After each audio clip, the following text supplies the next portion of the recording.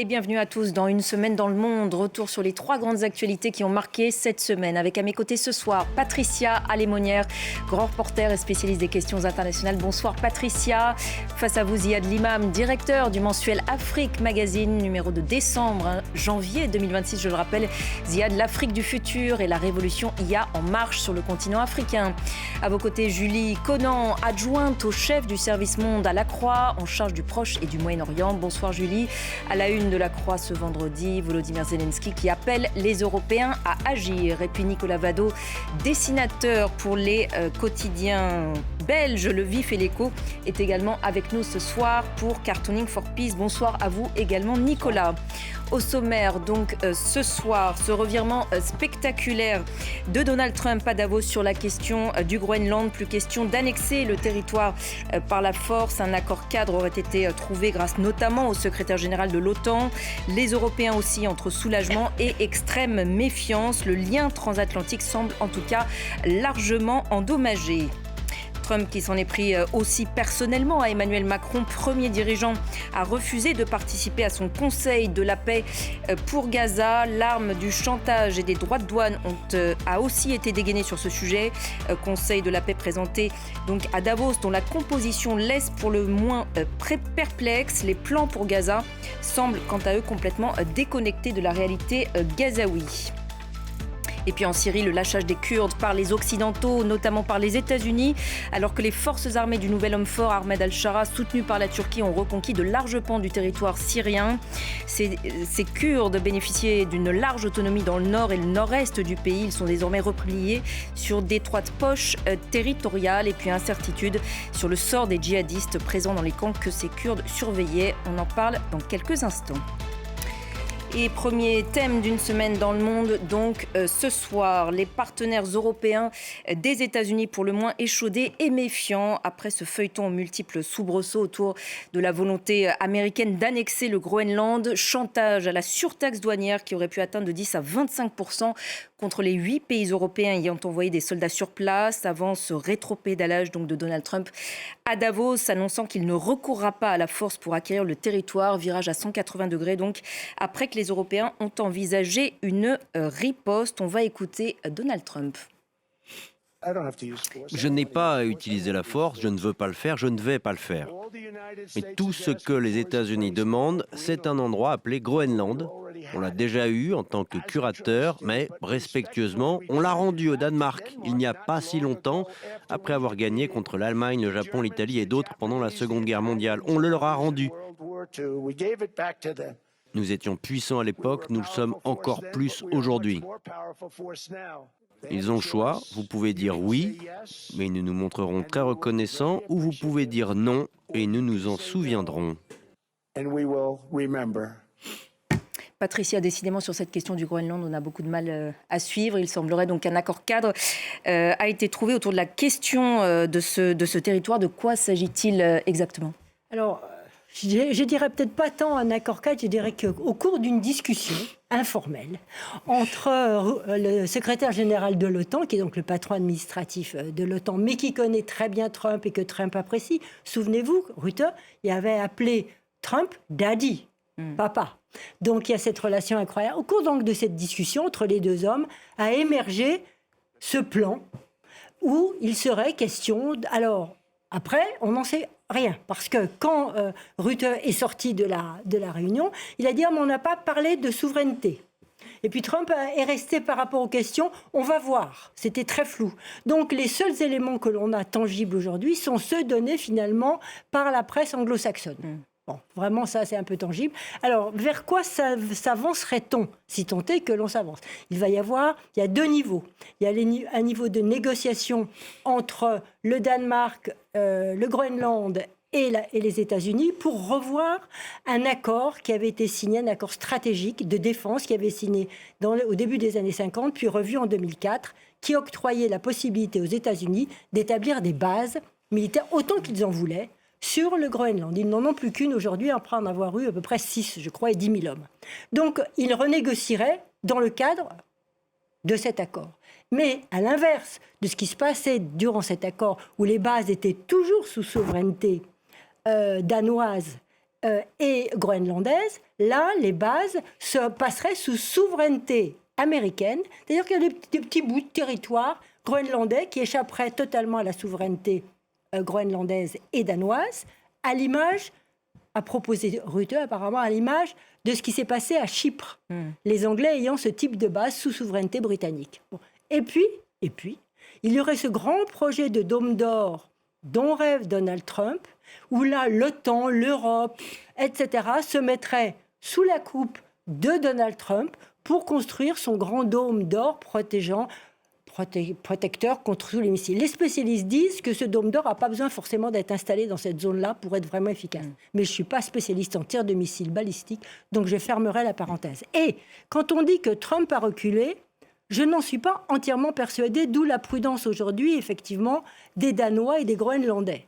Trump a fait un pas de côté face à la pression diplomatique qui s'est exercée avec les Européens qui se sont installés, qui ont envoyé quelques piou-piou, mais néanmoins ils étaient unis sur le sol groenlandais, et surtout à la pression financière, le Dow Jones a dégringolé, et à la pression des sondages, puisque je crois qu'il y avait que 7% des Américains qui étaient favorables à cette annexion par la force.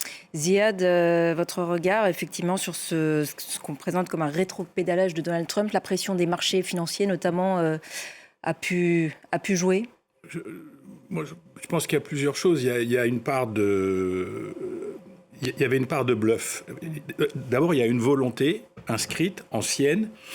Le Groenland doit faire partie de la zone d'influence américaine, en tous les cas. Et puis, c'est pas nouveau, et c'est une vieille histoire, et ça revient tous les 20 ans, tous les 30 ans, etc.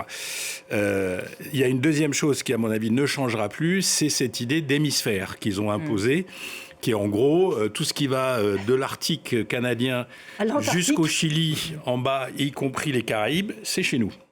Et ce qui doit se passer là ne peut se passer qu'avec notre accord. C'est pour ça qu'il y a des relations exécrables avec la Colombie, avec Cuba, avec toutes sortes de gens qui ne sont pas en ligne avec Washington. Donc ça, cette idée d'hémisphère, ça va durer.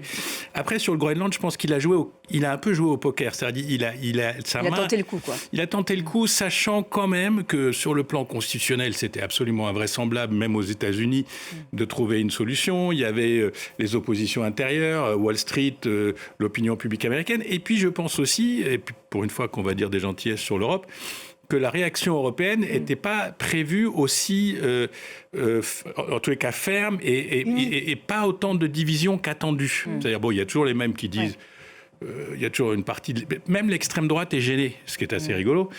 Pour des gens qui devraient être pro-américains à fond, ils sont embêtés par cette idée de souveraineté qu'on nous prendrait. Donc l'Europe a tenu, les Canadiens ont tenu... Emmanuel Macron a tenu, les Allemands ont louvoyé, mais globalement, ils ont tenu. Mélanie a louvoyé, mais elle a tenu. Et donc, du coup, on a dit 20% de taxes. Bon, pour la première fois, on n'a pas entendu von der Leyen dire on va trouver un deal. Donc, du coup, ça aussi, ça a joué. Mais ça ne change pas le fond. Le fond, c'est l'hémisphère. C'est chez nous. Les Européens nous emmerdent, excusez-moi du terme. Il faut qu'on trouve le moyen de les neutraliser parce qu'ils sont décadents, etc. etc. Donc ça ne changera pas. C'est parti pour durer. Et Julie, on n'est par contre pas à l'abri d'une nouvelle volte-face. Et c'est pourquoi les Européens restent pour le moins méfiants. Hein. Absolument, je rejoins Patricia. Je pense que la menace n'est pas du tout écartée. Et c'est aussi ce qui explique le fait que les Européens aient maintenu ce sommet qui a été monté à la va-vite de jeudi. De jeudi. Et ils parlent toujours d'éventuellement utiliser, le cas échéant, ce fameux instrument anti-coercition de l'UE. Qui a un nom un petit peu barbare qu'on a tous découvert. Bazooka. Le bazooka, alors que ça a été créé en 2023. Et effectivement, le fait de brandir cette menace à leur tour, peut-être même pas d'adopter son langage, mais en tout cas de se montrer, de vouloir afficher une unité, même si on sait que ça reste une unité de façade, c'est un message très fort, peut-être auquel Donald Trump ne s'attendait pas. Il y a eu à la fois ce ton de fermeté, mais aussi une volonté de déconfliction qui, je pense, est importante. Et aussi le fait que les Européens ont expliqué à quel point la relation avec les États-Unis était chère à leur cœur, à nos intérêts. Et ça, je pense que c'est un message... Une relation qui est quand même bien abîmée, on le sent. Qui est abîmée, voilà. Mais je pense qu'il y avait une volonté un petit peu réparatrice en même temps que ce message de fermeté. Ce qui était intéressant, je trouve, c'est la réaction de Volodymyr Zelensky, qui l'a appuyé là où ça faisait mal, en déclarant à Davos que l'Europe était un kaléidoscope fragmenté de petites et moyennes puissances. C'est vrai qu'il appuie là où ça fait mal.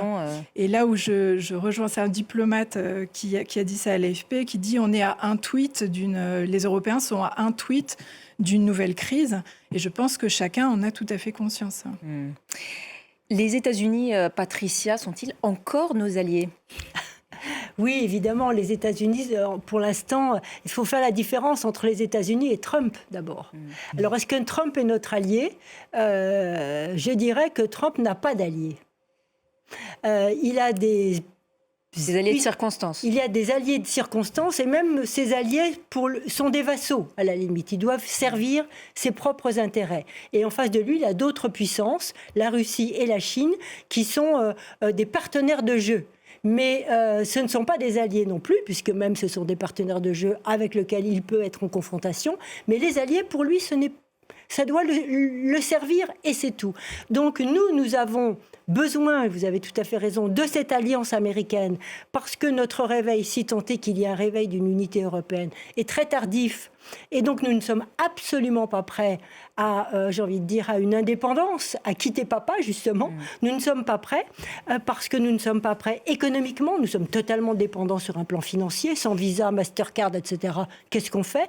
On est totalement dépendant sur le plan d'Internet. Alors on peut peut-être faire, enfin le cloud, on est dépendant.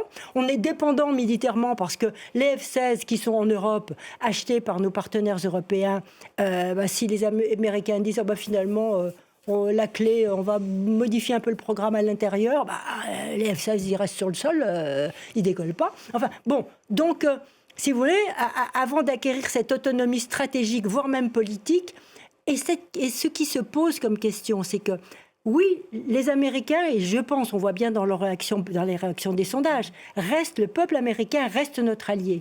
Et dans leur tête, c'est même impossible, à part la base MAGA, les 20%, etc. Mais c'est même impossible d'être fracturé avec nous. Mais le président Trump, lui, nous considère effectivement comme des vassaux, sauf quand on serre un peu les coudes et quand on essaye de montrer une forme d'autonomie, ça, effectivement, il se dit, tiens, ils existent. Et donc, on dit beaucoup, les Européens appellent à parler le Trump. Mais ça veut dire qu'on essaye de louvoyer. Parce que agiter toutes ces dont l'outil anti-coercition, c'est bien beau, mais il faut se préparer à la rétorsion. Et la rétorsion aussi peut être brutale, mais il est vrai que si on ne se prépare pas à ce genre de mesures, on ne sera jamais prêt, et donc il faut accepter totalement notre vassalité, et dans ce cas-là, y aller à fond. Et si on veut jouer entre les deux, je crois que ce n'est pas la bonne mesure. Et le rapport Draghi, notre ancien commissaire européen Thierry Breton, etc., appelle sans arrêt à un sursaut et à même créer un fonds de pension européen. Parce que l'essentiel de nos économies partent financer l'économie américaine avec un fonds de pension européen. Les Danois en ont, pourquoi pas nous ? Ziad, je vous voyais réagir à cette question de la dépendance extrême à l'égard des États-Unis. Vous étiez... Non, on a des atouts, oui. Quand même. Non, moi je pense que la vraie dépendance, c'est la sécurité. Et c'est pas mal que le problème se pose enfin de manière concrète, parce que quand on parlait de sécurité commune en Europe, c'était toujours de manière un peu philosophique, puisqu'on avait de toute façon les Américains pour nous soutenir. Bon, là, on s'aperçoit qu'il peut y avoir des failles. On s'aperçoit que si on pose des questions très très claires en termes d'application de l'article 5, de protection et de sauvegarde commune, on n'est pas tout à fait sûr à 100% que ça s'appliquerait avec les États-Unis sur des cas, par exemple, qui seraient à l'extrême limite des intérêts, je sais pas moi, un petit coin de la Roumanie, un petit coin des pays. On ne sait pas trop, en fait. Donc ça, c'est bien que ce débat maintenant soit posé en des termes réels. Et la dépendance des services digitaux. Ça, c'est une catastrophe. Et ça, on peut vraiment se flageller en se disant que depuis 25 ans, on ne fout rien et qu'on a sous-traité aux Américains et à toutes ces grandes entreprises, y compris notre propre intimité digitale. C'est-à-dire que vous, moi, tous nos 5, là, on est tous fichés quelque part aux États-Unis sur ce qu'on regarde, ce qu'on fait, etc. Donc ça, c'est une catastrophe. Mais sur le plan économique, moi, je mettrais des atouts. D'abord, on est les premiers investisseurs aux États-Unis, donc quand même, c'est pas de la blague. On achète des bons du Trésor. J'ai pas vu le chiffre exact, mais on est presque les premiers ou les deuxièmes acheteurs de bons du Trésor américain. Troisième, on finance l'économie américaine. Ils viennent, ils investissent en Europe. Il y a un lien transatlantique. C'est le premier lien commercial au monde entre les États-Unis et l'Union européenne. Donc, on peut parfaitement la coercition, mais on peut aussi tout simplement monter des droits de douane. On peut avoir des tas de petites manœuvres pour dire attention, les gars, vous pouvez gueuler fort, mais on a des capacités de... Là où je suis moins d'accord avec toi, c'est que je pense que pour le middle class américain, tout ça, il s'en tape. Ah non, mais c'est-à-dire que... je suis d'accord avec toi, l'Europe, c'est très loin, il ne sait même pas où c'est. Non, c'est pas ça. C'est que l'argument de Trump, qui est quand même très racial, très défense de la pauvre communauté blanche qui serait en danger, etc., ça résonne. Et l'Europe, c'est cette espèce de continent qui ne défend pas suffisamment son identité judéo-chrétienne, qui se laisse envahir par les migrants, qui ceci, qui cela, et qui est décadente. Et ça, je pense que c'est quand même un discours qui dépasse un peu la base MAGA, en tout cas qui ne mobilise pas une contre-base qui dirait « mais non, l'Europe, c'est nos amis », etc. Bon, ils aiment bien venir au restaurant à Paris, ils aiment bien, mais est-ce que c'est plus que ça ? Nicolas, les dessins sur ce premier thème. Oui, parce que le monde va mal, mais le dessin de presse va très bien. Grâce à Donald Trump. Très inspiré. Donc, je vais commencer par un dessin de Patrick Chapat, dessinateur suisse pour Le Temps. C'est l'arrivée de Trump à Davos, vous voyez, où il fout tout en l'air, évidemment. Ça ne s'est pas exactement passé comme ça, mais c'est évidemment... ce qu'on pouvait voir en tant que nous, dessinateurs de presse, parce qu'évidemment, tout nous est mis sur un plateau comme dessinateurs de presse, et je vais y revenir. Un dessin de Cac aussi, dessinateur de l'opinion, qui est un dessin très drôle, où il imagine Donald Trump en train de prendre, et j'espère qu'on va voir le dessin, en train de prendre les amendes sur les tarifs. Vous voyez, toutes les voitures sont garées, et lui, il colle des amendes avec les tarifs. Ça, c'était avant son discours, évidemment.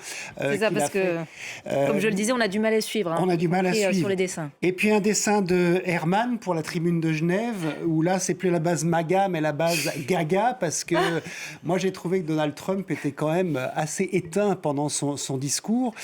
Et quand je vous dis que c'était vraiment, on est dans un monde de rêve pour les dessinateurs de presse, on a un président américain de plus en plus gâteux, et puis on a un président français qui ressemble à Tom Cruise dans Top Gun. Donc ça, je vais vous montrer un dessin à moi qui est paru aujourd'hui dans l'Écho. Vous allez le voir, parce que j'ai fait évidemment, Macron a lancé la tendance, les bisounours, c'est terminé, on change de film. Et vous voyez, j'ai mis un peu tous les dirigeants européens. J'ai mis le nôtre, j'ai mis Bart de Wever quand même derrière, parce qu'en plus, il l'a ramené à Davos.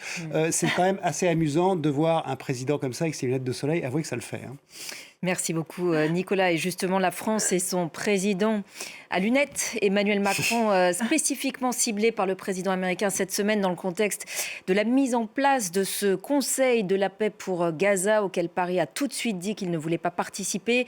Donald Trump a alors menacé de 200% de droits de douane sur les vins et champagnes français. Le président américain qui en a profité pour rendre public un échange de SMS avec Emmanuel Macron, avec sans aucun doute pour objectif de l'humilier. Celui-ci n'a pas manqué de lui répondre lors de son discours à Davos. On va l'écouter. Face à la brutalisation du monde, la France et l'Europe doivent défendre un multilatéralisme efficace, car il sert nos intérêts et ceux de tous ceux qui refusent de se soumettre à la loi du plus fort. Et pour moi, les deux réponses sont, d'une part, plus de souveraineté et plus d'autonomie pour les Européens, d'autre part, un multilatéralisme efficace pour obtenir des résultats grâce à la coopération. Julie, ce ciblage personnel d'Emmanuel Macron par Donald Trump, pourquoi ? Parce que c'est l'un des rares à lui tenir tête ? Oui, je pense qu'il appuie là où ça fait mal et Donald Trump n'aime pas ça. On avait déjà un petit peu vu ça à Sharm el-Sheikh, quand Emmanuel Macron avait refusé, enfin c'était pas un refus manifeste, mais quand même, de monter sur la tribune aux côtés d'une trentaine de chefs d'État, de gouvernement, y compris Antonio Guterres. Et Donald Trump lui avait lancé une petite pique sur le thème « Pourquoi tu résistes ? Pourquoi tu viens pas ?» Donc c'est au-delà du petit jeu entre eux, on sent bien que Donald Trump n'est pas quelqu'un à qui on résiste. 27 millions de bouteilles de champagne exportées par an vers les États-Unis. 18% des exportations de la France, ça aurait frappé fort. En tout cas, Ziad, et cette menace est récurrente, en tout cas, du côté de Donald Trump. Le problème, c'est qu'à force de sortir son marteau tout le temps, on n'y comprend plus rien. Donc, bon, c'est vrai que ça a pu inquiéter probablement à un moment la profession, ce que je comprends très bien. Après, on vient de signer le Mercosur, peut-être qu'on les vendra au Brésil ou en Argentine, j'en sais rien. Mais ce que je veux dire, c'est qu'à force de dire 200, 20, 150, 30, 10, ça perd de sa force. Et puis, en parlant avec les gens, parce que des fois, l'opinion publique des gens est intéressante, les gens disent, oui, mais regardez, les Chinois, ils ont résisté et il a laissé tomber. Il n'y a qu'à résister et on verra bien. Après tout, ça peut durer 15 jours, 3 semaines. Donc, je pense que l'argument, c'est un peu étiolé. Et puis... en Europe, en fait, il y a 3 clubs en ce moment. Il y a le club des durs, Macron, Sanchez, les Espagnols qui comptent pas pour grand-chose, mais excusez-moi les Espagnols, mais je parle diplomatiquement, mais Sanchez a la voix... notamment sur Gaza. Ouais, non, il parle, et puis sur les États-Unis, enfin, il n'hésite pas. Il y a les louvoyants qui sont les Allemands et les Italiens principalement, parce qu'ils ont des énormes intérêts. Pour le moment, ils pensent qu'on peut négocier, et puis il y a les amis, mais qui n'ont pas la voix. Donc je pense que Macron a une séquence là qui est très intéressante parce que d'abord sur le plan de l'opinion publique française, ça sonne, on aime bien, nous on est un peu gauliens, on aime bien dire non aux États-Unis.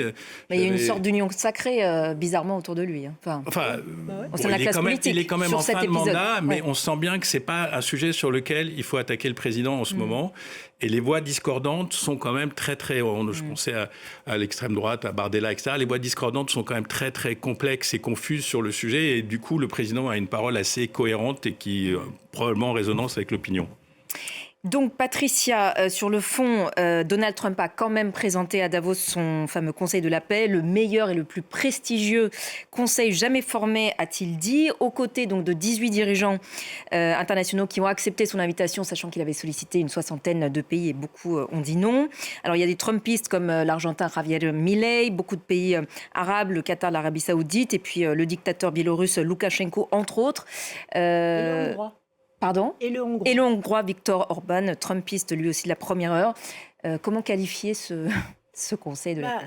Moi, je dirais que c'est pas un flop, non, mais c'est pas un franc succès. Parce que, pour l'instant, le projet de remplacer l'ONU, à mon avis, à l'ONU, il y a un peu plus de quelques dizaines d'États qui siègent. Donc, ce n'est pas un franc succès. Et puis, surtout, ce que je relève, c'est que pour poursuivre sur le président Macron, il était un des premiers à dire non. Le premier. Oui, le premier à dire non, suivi d'autres après. Et l'Europe est unie. Là encore. Et là, si vous voulez, on voit... j'ai envie de dire qu'il y a un paradoxe. On a l'impression que Trump, en tapant aussi bien sur le président français, en France, ça a un effet drapeau. Ce n'est pas le président qu'on soutient, mais la France qu'on sent attaquée. Et paradoxalement, l'Europe aussi, là, d'un seul coup, elle est plus solidaire, même si elle a toutes les fractures que tu as soulignées. Mais elle est plus solidaire, il y aurait comme aussi un effet drapeau à multiples étoiles qui se joue. Et donc, paradoxalement, Trump va à l'encontre de la politique qu'il veut mener, puisque la politique qu'il veut mener, c'est la dislocation européenne, tout comme Poutine. Poutine a échoué à disloquer l'Europe, il l'a plutôt réunie. Et ne voilà pas que le président américain, dans sa grande proximité avec Vladimir, réussit la même chose, à créer un effet drapeau européen. On verra le temps qu'il durera, mais il y a les chefs d'État qui n'ont pas supporté ce genre de choses et qui se sont réunis. Donc, ce Conseil, effectivement, pour la paix, a eu cet effet-là, pour l'instant. Il n'est pas suivi d'effet. Et on va sûrement en débattre sur le contenu de ce Conseil, qui est effectivement très gadget et très loin de Gaza. Et il a pour mission donc de piloter la reconstruction de Gaza avec des plans futuristes, dont on a vu quelques images il y a quelques instants à l'antenne, présentées donc à Davos et détaillées notamment par le gendre de Donald Trump, Jared Kushner. Ils sont complètement déconnectés de la réalité à Gaza. Oui, c'est dystopique, c'est-à-dire que c'était une présentation PowerPoint complètement scandaleuse. Cela dit, sur le fond, donc Jared Kushner parle de 30 milliards de dollars. Évidemment, il n'explique pas comment ça va être financé. Il y a énormément de zones d'ombre derrière ce PowerPoint. Alors, il y a déjà 1 milliard que Donald Trump demande comme ticket d'entrée. Comme ticket d'entrée à ce fameux Conseil de la paix. Ça en fait 18. puisqu'il est 18 Ça membres. fait déjà 18. Vont-ils payer? Oui, enfin, où vont aller ces milliards, Oui, ils payent c'est pas pareil, tous. c'est pas très clair. Non, ce qui est intéressant malgré tout, c'est que Donald Trump utilise Gaza comme laboratoire, et c'est dramatique, vu la situation là-bas.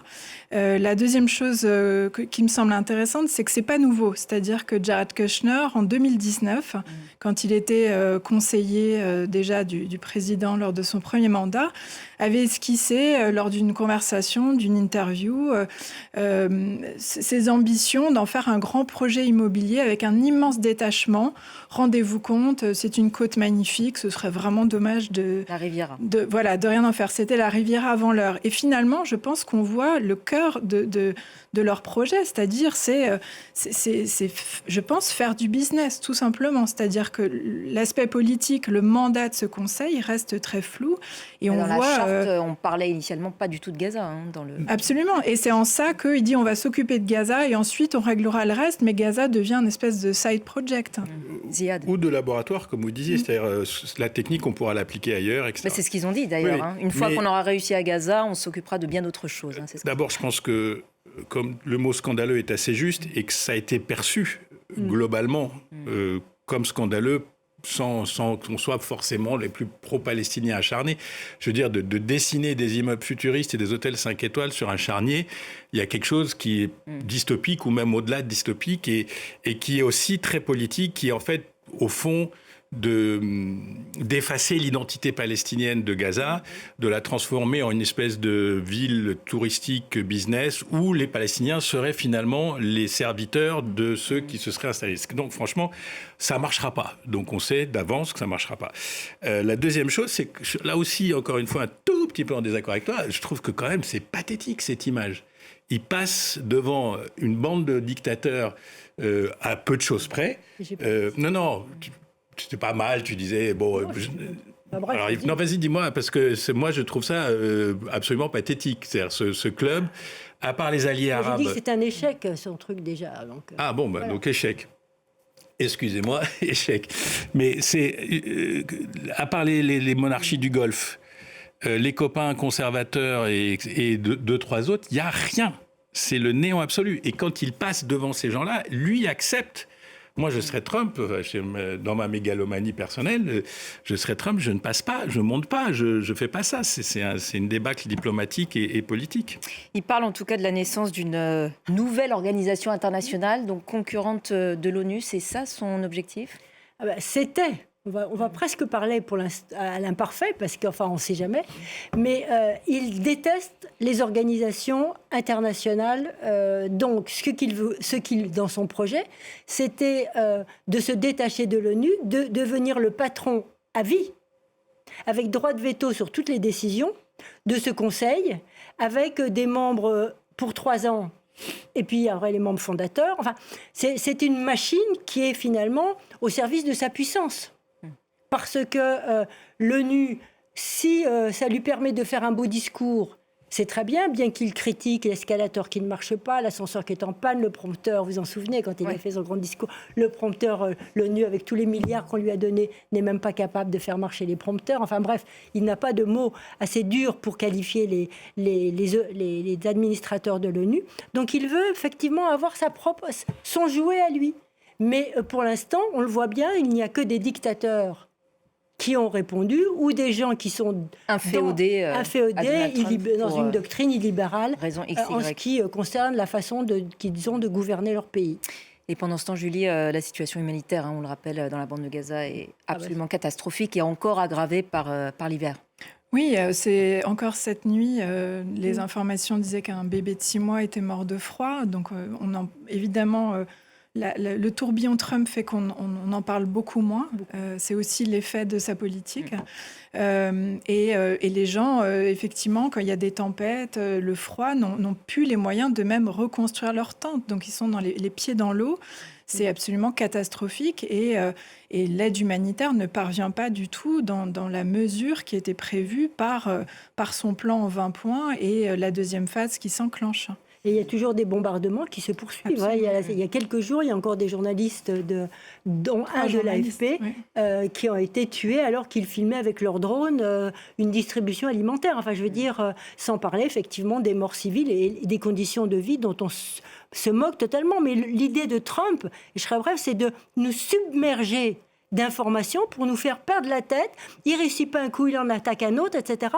pour nous faire croire qu'il est fou, mais il n'est pas fou du tout, je pense. Nicolas, le regard des dessinateurs de presse. Je vais commencer par un dessin qui nous vient des États-Unis de Koterba, qui illustre bien tout ce que vous venez de dire sur ce fameux Conseil de la paix. Vous voyez, c'est-à-dire qu'il s'assoit d'abord sur l'ONU. C'est un dessin qui se passe de commentaires, qui est très très beau, je trouve. Et en plus, cette cape ressemble quasiment à une mare de sang ou alors à sa cravate en même temps. Et puis un dessin de Placide, qui nous vient de France, que j'ai trouvé très très drôle. The Board of Peace. Vous voyez la tête de Donald Trump et vous voyez les autres autour de lui. C'est un peu les Rolling Stones en dessous, mais je trouve ça très fort parce que ça illustre ce qu'est Trump et le rapport qu'il a avec ses affidés. Un dessin très drôle. Et puis un dessin de Truand, un dessin français aussi, le plan de Jared Kushner, la grille tarifaire, vous voyez, la paix, le cessez-le-feu, les bombardements, l'enlèvement. Witkoff, c'est 50 millions par jour. Et Jared Kushner, c'est offert, en revanche. Donc, je trouve ça très, très drôle aussi, très, très fort. Et puis, je termine par un dessin paru aujourd'hui Le Soir en Belgique de mon ami Pierre Kroll. Vous n'allez pas réclamer $1 milliard au pape pour parler de la paix. Il fait ça tous les jours pour rien. Et sans succès, évidemment. Donc, je trouvais ça très amusant aussi. Merci beaucoup, Nicolas. Et puis, dernier thème ce soir d'une semaine dans le monde, la situation en Syrie, où les forces armées du nouvel homme fort du pays, Ahmed al-Shara, ont reconquis ces derniers jours de très larges pans du territoire syrien, jusque-là sous contrôle kurde. On voit donc à l'antenne l'ampleur de ces reconquêtes. Les Kurdes qui bénéficiaient jusque-là d'une large autonomie dans le nord et le nord-est du pays sont désormais repliés, vous le voyez, sur les zones, ces poches territoriales qui figurent en jaune sur cette carte, des poches d'où ils comptent visiblement poursuivre leur lutte.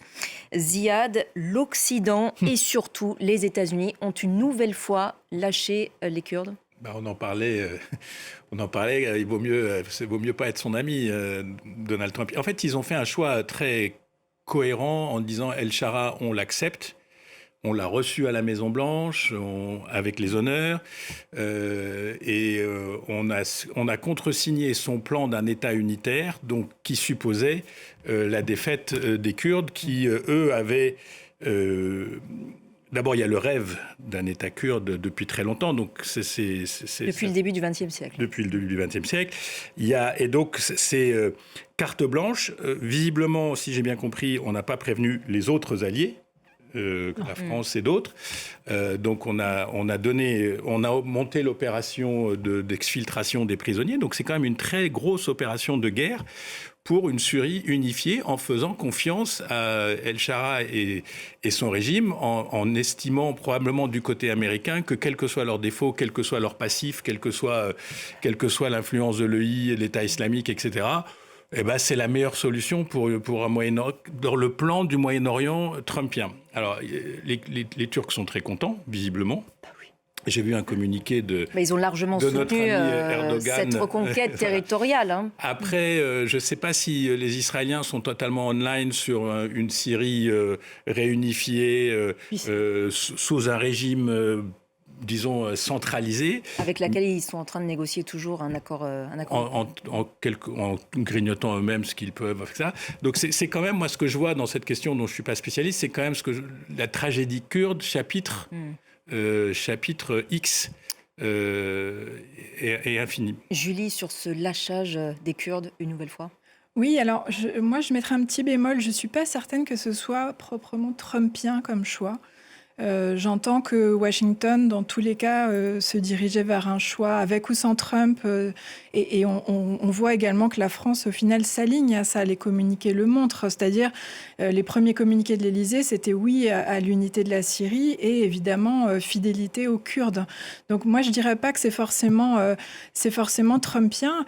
Dès l'instant, je pense, où Ahmed al-Shara a fait tomber Bachar al-Assad le 8 décembre 2024, les plans pour regagner ce territoire qui avait été donné effectivement par les Occidentaux était là, en fait. Je pense que ça n'a surpris personne. Ce qui a surpris, c'était la vitesse à laquelle ça s'est passé et le fait qu'Ahmed al-Shara, effectivement, n'a pas prévenu les alliés traditionnels. Mais ça, le fait de vouloir regagner ce territoire, et j'en suis désolée pour les Kurdes, ne doit surprendre personne. Une ville comme Raqqa reste une ville arabe en très grande majorité et la population le réclamait, on l'a raconté dans nos reportages. Après, je comprends tout à fait le sentiment d'abandon des Kurdes, puisque pendant des années, ils ont fait le sale boulot. Le tweet contre l'organisation État islamique et qui ont géré eux-mêmes pendant 10 ans ces prisons. Absolument. Et le tweet où figuraient des milliers de djihadistes. Voilà. Et le tweet de Tom Barak. Bien les Européens. Absolument. Ils leur ont fait faire le sale boulot. Le tweet de Tom Barak, l'envoyé spécial américain en Syrie, est cinglant. C'est merci, vous avez fait le job, au revoir. Je pense que tout était dit en fait en lisant ce tweet. Patricia, sur cette progression effectivement spectaculaire sur le terrain de l'armée syrienne ces derniers jours, ça s'explique aussi par le soutien actif de la Turquie ? En tout cas, sur un plan factuel, il y a une image moi, qui me marque beaucoup, c'est Kobané. Kobané, il y a je ne sais plus maintenant combien de temps, plus de 10 ans, ou autour de 10 ans, je ne sais plus, enfin on y était tous, était encerclé par les djihadistes de l'EI. Et ils luttaient, et là, maintenant, ils sont encerclés par l'armée, l'ex-armée syrienne libre soutenue par la Turquie, j'ai envie de dire, qui s'est rangée dans l'armée de la Syrie de nouveau. Enfin, c'est assez compliqué. Les composantes des forces armées syriennes du gouvernement sont assez complexes. Et donc, il y a des rancœurs, il va y avoir des exactions parce que ça va être assez difficile. Cette reculade est due, à mon avis, à plusieurs choses. Un, effectivement, l'abandon des Américains, mais cet abandon était prévisible dans la mesure où effectivement ils s'étaient mis d'accord avec les Saoudiens et les Turcs, etc., pour donner le pouvoir, pour entériner le pouvoir à Damas. Donc là, les Kurdes ont manqué de jugement, c'est-à-dire qu'ils n'ont pas anticipé, mais ils n'ont pas anticipé parce qu'ils sont divisés en factions. Il y a des factions radicales, il y a des factions qui étaient plus modérées à l'intérieur.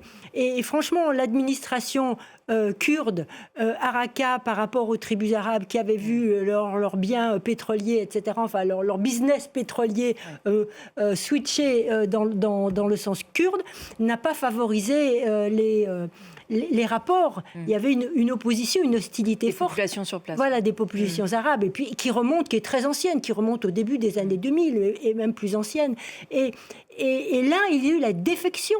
C'est-à-dire ces SDF qu'on appelle, il y a les 3/4 des soldats qui composaient cette force kurde, qui étaient arabes, et qui ont fait défection. On en a tous. Et désormais, il n'y a plus que les Kurdes à l'intérieur, au sein de ces FDS. Il n'y a pas que des Kurdes. Au sein de TSDF, il y a beaucoup de combattants arabes, comme moi et nous tous, on a rencontré sur le terrain. Donc, ça s'est fracturé. Les Kurdes n'ont pas compris qu'il fallait qu'ils modifient. Leur responsable militaire a bien tenté de passer un accord, de signer un accord, mais il n'a pas été suivi par des tas de chefs militaires sur le terrain. Donc, c'est encore la fatalité qui s'abat sur les Kurdes. Ils n'arriveront pas à construire leur État, mais c'est aussi un problème de manque de volonté et d'unité. Et Julie, incertitude, je le disais, désormais sur le sort de ces camps de djihadistes, jusque-là, donc sous supervision kurde, qui passent maintenant sous supervision de l'armée syrienne. Certains récits font état d'évasion. L'Union européenne fait part de son inquiétude. C'est effectivement un énorme problème sécuritaire. Et d'ailleurs, les États-Unis ont transféré plusieurs milliers de personnes, je crois 7000 de ces prisonniers vers l'Irak. C'est dire l'inquiétude que ça suscite. Oui, alors c'est pareil. Dans un premier temps, Washington a dit on fait toute confiance à l'armée syrienne, à Al-Shara pour sécuriser. Quelques heures plus tard, on apprend ce transfert massif. Donc là, par contre, on a des déclarations contradictoires. C'est évidemment un énorme défi pour Al-Shara. Encore une fois, il le savait en prenant le pouvoir en décembre 2024. On parle donc il est question de 25 prisons et camps, c'est-à-dire qu'il n'y a pas que des djihadistes, il y a aussi des familles, il n'y a pas que des membres de l'EI qui sont incarcérés. Il y a aussi les familles, des enfants, y compris des enfants qui sont nés dans ces camps, qui vivent dans des conditions déplorables. Certains ont été transférés en Irak en amont. Des détenus français ont été transférés en décembre en Irak. La question, c'est vrai que les pays ne veulent pas forcément reprendre ces populations. Et là, un appel a été lancé par un responsable irakien, le Premier ministre. Oui, le Premier ministre qui demande à l'Europe de reprendre. Prenez vos responsabilités.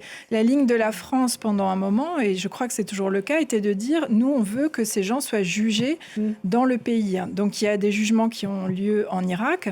Et maintenant que la Syrie est souveraine et en train de retrouver un pouvoir judiciaire digne de ce nom, même si ça prend du temps, l'idée est de les juger sur place et éventuellement de les rapatrier en France dans un second temps.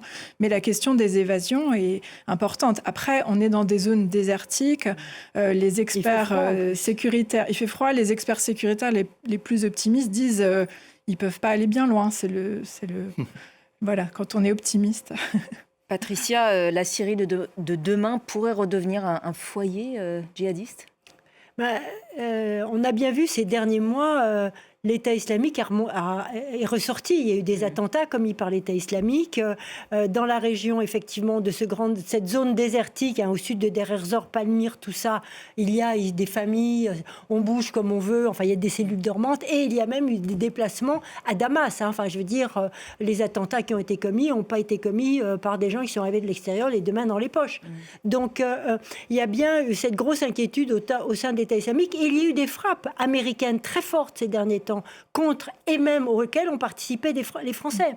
Donc, il y a bien la coalition, si vous voulez, continue à surveiller effectivement ces cellules djihadistes qui ne demandent qu'à se reconstituer. Mais la crainte, c'est pas qu'on assiste à une résurgence de l'État islamique, mais qu'on assiste à des tas une pulvérisation sur le territoire syrien de petites cellules dormantes qui peuvent commettre des attentats à droite et à gauche et qui fragilisent donc forcément le pouvoir en place, avec le but ultime de l'État islamique, c'est d'abattre Ahmed El-Shara. Nicolas, sur ce dernier thème syrien. J'ai deux dessins qui viennent de la région, deux dessins muets, un dessin de Fares Garabet qui vient de Syrie que je trouve très beau. Rojava, c'est donc cette partie de l'Est où se trouvent les Kurdes. Et vous voyez ce que ce tank est en train de faire. Il est en train de fermer toutes les écoutilles, évidemment. C'est un dessin qui se passe de commentaires, qui est très très beau, je trouve. Tous les rêves d'un État. Voilà, kurde. et les couleurs sont très bien aussi. Et puis un dessin de Emma Dajaj, je montre souvent ces dessins jordaniens qui montrent la fragmentation, presque la balkanisation de la Syrie aujourd'hui, avec le nouveau drapeau syrien. C'est un dessin muet qui est, je trouve, très efficace. Merci beaucoup Nicolas et merci à tous les dessinateurs de presse d'avoir participé à cette émission. Merci Patricia, Ziad, Julie d'y avoir participé également. Cette émission est à retrouver sur notre site et nos réseaux sociaux. Restez avec nous sur France 24. Prochain point complet sur l'actualité internationale dans quelques minutes.